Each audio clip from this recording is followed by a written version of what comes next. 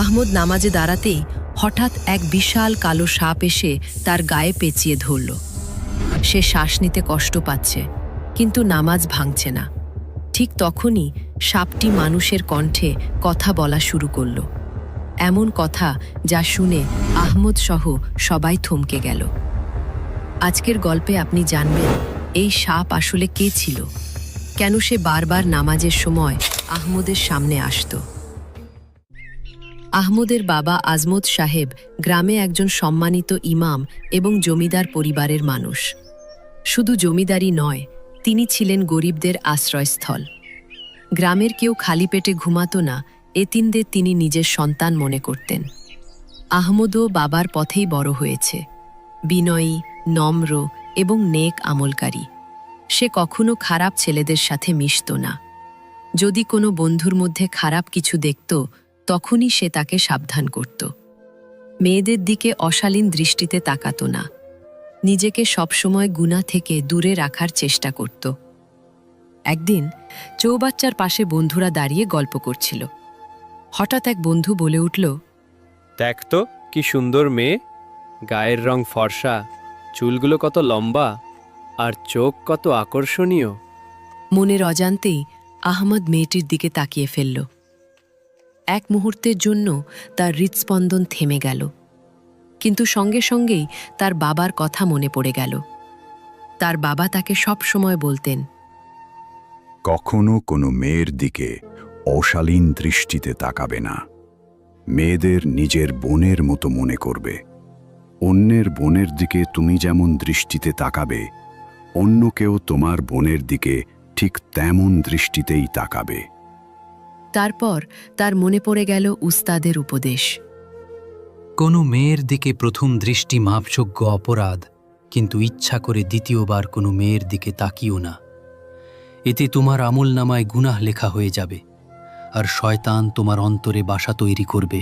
সাথে সাথে আহমদ চোখ নিচু করল, কিন্তু মেয়েটি এগিয়ে এসে সরাসরি আহমদকে বলল, আমার সঙ্গে চলো, তোমাকে এমন কিছু দেব যা তুমি কল্পনাও করনি।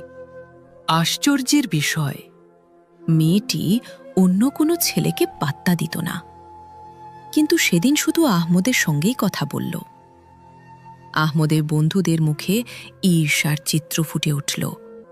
বন্ধুদের একজন কানের কাছে এসে বলল, বন্ধু, তোর কত ভালো ভাগ্য, তাড়াতাড়ি যা, এমন সুযোগ বারবার আসবে না। কিন্তু আহমদ রাগে মেয়েটিকে বলল, তোমার এই আচরণ প্রমাণ করে তুমি কেমন মেয়ে।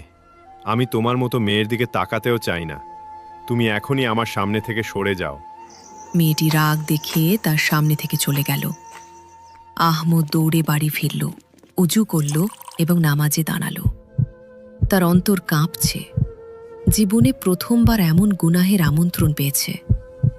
এক মুহূর্তের জন্য তার মন ডগমগ করেছিল, কিন্তু আল্লাহর রহমতে এবারের মতো সে বেঁচে গেছে। নামাজ শেষ করতেই সে থমকে গেল।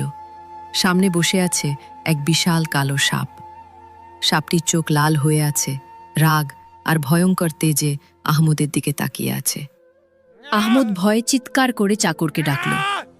চাকর দৌড়ে আহমেদের ঘরে এলো, কিন্তু চাকর ঘরে ঢুকার আগেই সাপটি হঠাৎ অদৃশ্য হয়ে গেল।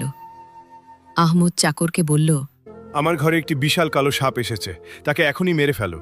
কিন্তু চাকর তার ঘরে কোনো সাপ দেখতে পেল না। চাকর পুরো বাড়ি খুঁজল, কিন্তু কোনো সাপ নেই।